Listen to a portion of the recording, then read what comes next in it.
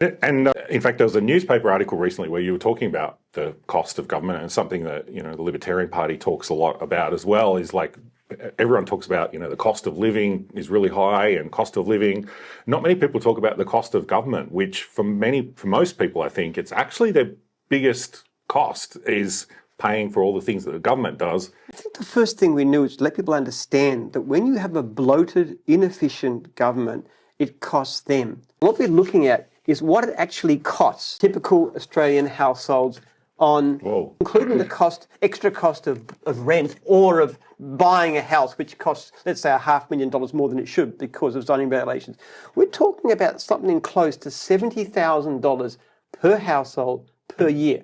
And if you ask people, if you show them this $70,000 per year that you're spending, would you rather the government continue to do what it's doing now with their blood, or would you rather have this money in your pocket? How much difference would it make? We've got to show people that when you have government debt, for example, we're spending currently $6,000 per annum per household servicing government debt. How much difference would an extra $6,000 make to an average household? We're talking in that case something like $16,000 per household per year for this rail loop that very few people will actually use. Even if you ask the people who are going to use this and say, would you rather have this rail loop, or would you rather have $16,000 extra cash in your pocket? And now I've talked about after tax, real money that you can spend, $320 a week.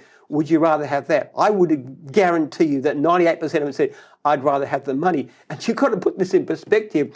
So why are we spending $16,000 per household per year on something like that? That's equivalent to a cost of $5,000 per household per year. I mean, we're talking $5,000 per household per year to achieve net zero.